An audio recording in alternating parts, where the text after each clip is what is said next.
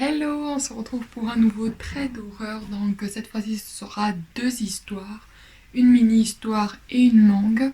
Donc je les ai toujours trouvées sur le forum de Reddit, Let's Not Meet. C'est des personnes qui vont poster des histoires qu'ils ont vécues dans leur vie qui sont plutôt flippantes et creepy. Donc voilà, j'ai sélectionné ces deux histoires qui sont effrayantes, vous allez voir vous-même.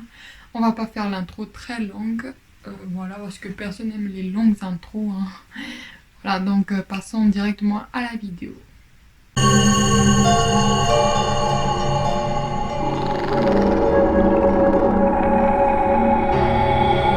Alors cette histoire est l'histoire d'une jeune femme qui rentre chez elle après le boulot, hein. Donc elle est en train de marcher dans sa rue et à un moment donné sur la route elle voit un clou rouillé. Donc elle sait que ce n'est pas utile mais elle le prend et elle le balance dans la cour d'une maison abandonnée. Elle sait que cette maison est abandonnée parce qu'elle vit dans le quartier, donc voilà, c'est facile de capter qu'une maison est inhabitée. Et même pas 2 secondes après, il y a un homme qui sort de cette maison qu'elle pensait vide, inhabitée, et qui commence à lui crier dessus. Elle panique en pensant que c'est à cause du clou qu'elle a jeté et continue à marcher vers sa maison. Elle nous dit que cet homme n'a pas l'air fou, mais en tout cas elle ne comprend pas ce qu'il lui dit. Alors ce mec commence à la suivre et lui fait un signe de venir vers lui. Mais son instinct lui dit de continuer à marcher, ne pas aller vers lui, ne pas s'arrêter, juste foncer chez elle. Elle finit par rentrer chez elle et regarde à travers sa fenêtre pour voir si l'homme est rentré dans cette maison inhabitée, hein. Et là elle voit plein de voitures de policiers devant la maison inhabitée. Après un certain moment, ce n'est pas qu'un homme, celui qui la suivait, qui sort de cette maison, mais plusieurs hommes. Il y avait plusieurs hommes dans cette maison inhabitée. Et donc, ils se présentent en pleine vitesse. La situation s'empire. Ils essayent de fuir les policiers. Elle découvre plus tard que la maison est en effet vide, inhabitée, et que les hommes à l'intérieur étaient des criminels connus. Et donc elle a failli devenir une otage parce que ils ont pris des gens comme elle, ils l'ont appelée pour la séquestrer dans la maison. Chance qu'elle a écouté son instinct et ils ont malheureusement tué ces personnes. Donc c'est triste quoi. Quel est le but de prendre des personnes au hasard, les séquestrer pour les tuer, genre je comprendrais vraiment pas le délire quoi, vraiment. Voilà, c'est la fin de ce premier trait d'horreur qui était très court. Et maintenant on passe à la longue histoire qui est d'autant plus mystérieuse et horrible. C'est le cas de le dire. Allez, let's go. Nous voici à l'histoire de quelqu'un qui a préféré rester anonyme. Donc on va le nommer Edouard, tout simplement. Cette histoire complètement creepy qui lui est arrivée, hein, s'est passée quand il avait encore que 7 ans. Alors, Edouard, son frère, sa sœur, sa mère et le petit ami de sa mère, hein, ce sera pas son petit ami, lol. Donc, vivaient dans un parc de maisons mobiles. Donc, laissez-moi vous expliquer, c'est un terrain occupé de façon permanente ou semi-permanente par des maisons mobiles ou des caravanes. Un soir, aux alentours de Noël, Edouard et sa famille s'apprêtent à aller se coucher. Et avant d'aller dormir, Edouard y range ses Legos. Ce sont des jouets qui traînaient partout dans sa chambre. Il les met dans son armoire, hein, à l'angle de leur chambre, à lui et son frère, parce qu'ils partagent une chambre commune. Avant d'aller se doucher, Edouard ferme son placard. Et en revenant de la douche, quand il revient dans sa chambre, il voit que cette armoire est grande ouverte. Donc il se dit que c'est probablement son frère, hein, qui a dû la rouvrir. Il oublie ça et va juste se coucher. Il se réveille subitement dans la nuit et donc il se retourne vers son alarme pour voir quelle heure il fait et l'alarme indique 1h du matin. Il se retourne vers le mur pour se rendormir et là il entend des grattements à la fenêtre entre le lit de lui et son frère. Donc il se dit qu'il y a des arbres dehors, donc ça doit être probablement ces arbres qui grattent la fenêtre.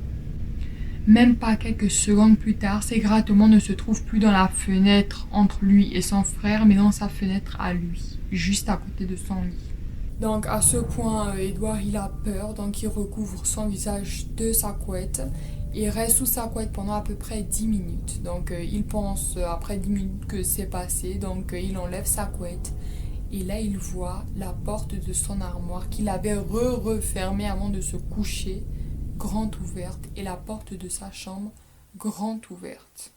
Édouard s'apprête à se rendormir avant de voir les habits dans son armoire bouger. Et le bruit des cintres se cogner entre eux. Donc ça veut dire qu'il y a quelque chose ou quelqu'un dans cette armoire. Atrocifié et traumatisé, il remet doucement mais vite sa couette sur son visage dans le silence après que les bruits des cintres se sont arrêtés de faire du bruit. Alors là, il entend des empreintes de pieds sortir de son armoire et entend comme des bottes s'approcher de son lit. Donc, sous sa couette, il arrête automatiquement de respirer pendant près de 3 à 4 minutes, en tout cas le temps qu'il faut, il arrête de respirer pour vraiment se faire petit quoi. Les pas de bottes se trouvent maintenant entre le lit de lui et son frère et cette chose s'assoit sur le lit de Édouard et à ce moment il sent une pression sur ses jambes, un poids sur ses jambes. Et là, il se dit que putain, il n'a pas affaire à un fantôme, à un truc de paranormal, mais il a affaire à quelqu'un qui s'est caché dans son armoire, qui grattait dans sa fenêtre, et maintenant qui est sur son lit posé, et qui presse ses jambes avec son poids. Puis, il sent une tache humide se développer sur son corps. Non, il s'est pas fait pipi dessus. Cette personne gémit et fait des bruits de reniflement sur toute la longueur du corps de Édouard, tout le long qu'il est allongé là, sous sa couette. Finalement, après un long moment, cette personne se lève et au lieu de sortir pour retourner dehors, il rentre dans l'armoire et la referme. Édouard reste éveillé tout en étant angoissé et terrifié, sachant que cette personne est encore dans son armoire et il ne va même pas faire une seconde là où il va regarder hors de sa couette. Non, il va rester sous sa couette, transpirer sous sa couette. C'est pas grave. On ne sait pas si cette personne le regarde de son armoire, voir s'il est réveillé ou quoi, ou bien s'il enlève la couette. Il y a 2 gros yeux devant sa face là qui vont, non. Mieux vaut même suer quoi, on s'en fout.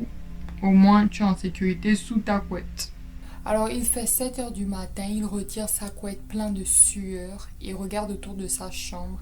Il voit la porte de son armoire qui est refermée et la porte de la chambre qui est toujours ouverte.